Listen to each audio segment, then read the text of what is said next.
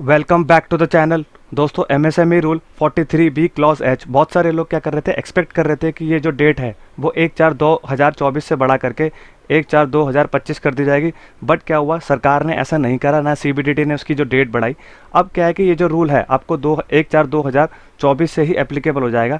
But अब budget तक का वेट कर सकते हैं, जो जुलाई में फाइनल बजट आएगा। अगर उसमें सरकार ने कोई भी नोटिफिकेशन लाके अगर इसको डेट को बढ़ा दिया तो आगे फर्दर नोटिफिकेशन का वेट करना सही रहेगा। बट अभी क्या है कि ये जो रूल है इसकी कोई भी डेट सरकार ने ना कोई नोटिफिकेशन किया है, ना कोई नोटिफिकेशन निकाला है, ना कोई ऐसी बात करी है कि इस डेट को जो भी है ये रूल की जो डेट है वो बढ़ा दी जाएगी। बट अभी से है कि वो 1/4/2024 से आपको ये रूल फॉलो करना पड़ेगा।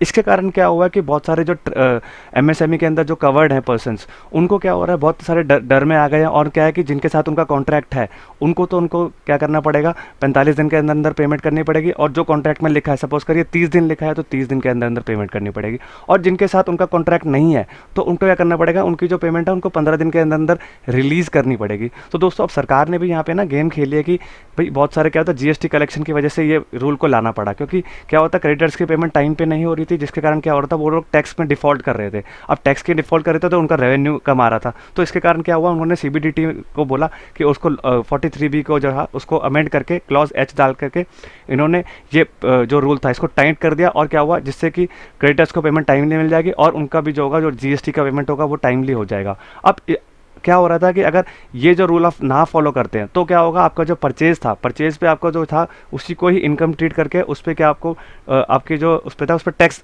देना पड़ता। और इस पर क्या होता है कि आपको इसमें इंटरेस्ट भी देना पड़ेगा 3 गुना के हिसाब से। एसबीआई का जो रेट होगा उसके हिसाब से आपको, आरबीआई का जो रेट होगा, एसबीआई बोल रहा हूँ, आरबीआई का जो रेट होगा उसके हिसाब से आपको 3 गुना आपको देना पड़ेगा। और जो आपको इंटरेस्ट की जो पेमेंट है वो भी आपको इसकी डिडक्शन नहीं मिलेगी। उसके अंदर इनडायरेक्ट जो आप प्रॉफिट एंड लॉस बनाते हैं, जो इंटरेस्ट है उसके अंदर भी आपको उसकी डिडक्शन नहीं मिलेगी। तो दोस्तों ये बात तो एक और हो गई। अब हम आगे देखते हैं कि ऐसे कौन कौन से पर्सन्स हैं जिनके ऊपर section 43B clause H apply नहीं होता और उनको छूट दे दी गई है। तो दोस्तों वीडियो को स्टार्ट करते हैं। अब हम पढ़ते हैं पर्सन्स ऑन हुम MSME rule section 43B clause H does not apply.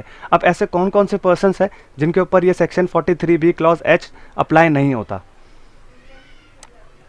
अब दोस्तों पहला हम पढ़ते हैं कि पर्सन जिन्होंने प्रेजेंटिव टैक्सेशन स्कीम ले रखी है और उनका टर्नओवर 2 करोड़ तक है और वो ITR 4 फाइल करते हैं। अब दोस्तों क्या होता है, इनकम टैक्स में सेक्शन 44AD एक सेक्शन है, उसमें क्या होता है, अगर आपका टर्नओवर 2 करोड़ तक होता है तो आप क्या कर सकते हैं, अपना जो टर्नओवर है उसका 6 और 8% डिक्लेयर करके अपना नेट प्रॉफिट दिखा के अपना टैक्स भर सकते हैं। अगर आपका बेसिक एग्जेम्पशन लिमिट से अगर ऊपर निकल गया तो टैक्स आपको देना है, नहीं तो नहीं देना।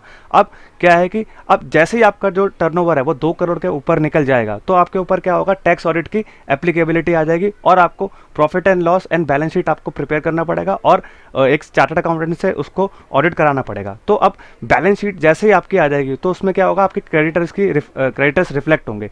जहां पे क्रेडिटर्स रिफ्लेक्ट होंगे वहीं पे ही section 43B clause H apply हो जाएगा। तो अब जैसे ही आपका जो पेमेंट है वो क्रेडिटर्स की अगर खड़ी रहेगी 45 दिन और 15 दिन तक, तो भी आपको क्या करना पड़ेगा, उसकी जो है वो जो परचेज होगा उसका वो डिसअलाउ हो जाएगा। तो दोस्तों अब यही पर्सन्स जो उनके ऊपर प्रेजेंटिव टैक्सेशन स्कीम है वो अप्लाई होती है तो वो उनके ऊपर ये एमएसएमई का rule section 43B clause H apply नहीं होगा।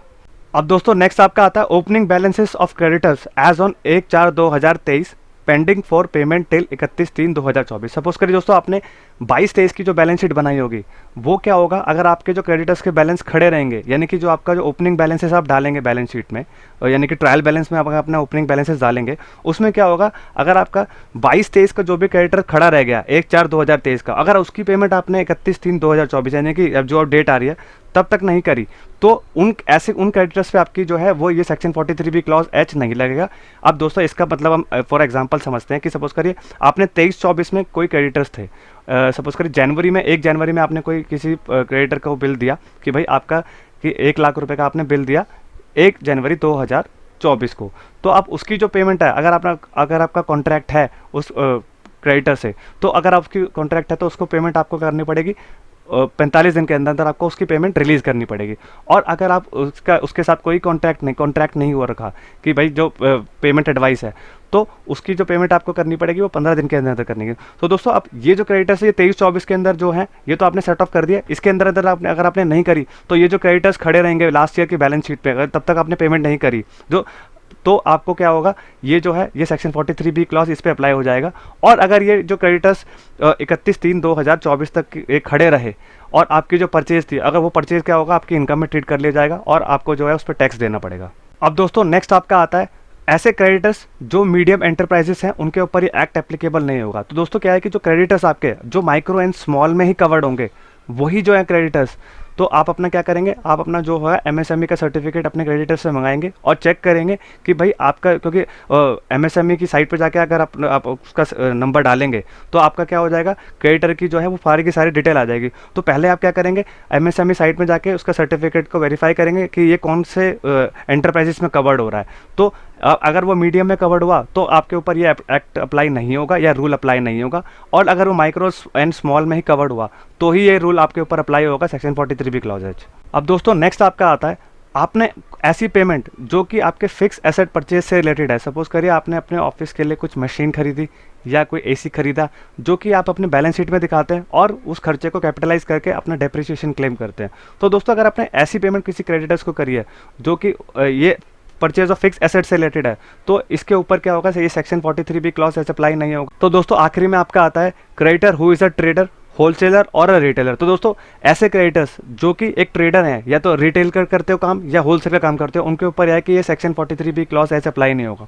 तो दोस्तों यही थे जो पर्सन थे जिनके ऊपर section 43B clause H apply नहीं होता। अगर दोस्तों अगर ये वीडियो इन्फॉर्मेटिव लगे हो तो चैनल को लाइक, सब्सक्राइब और शेयर करिए और बेल आइकन भी प्रेस कर दीजिए, जिससे कि मैं आपके लिए ऐसे ही इन्फॉर्मेटिव वीडियोज़ लेके आता रहूँ।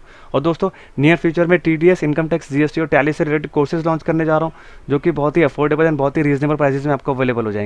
Thank you very much.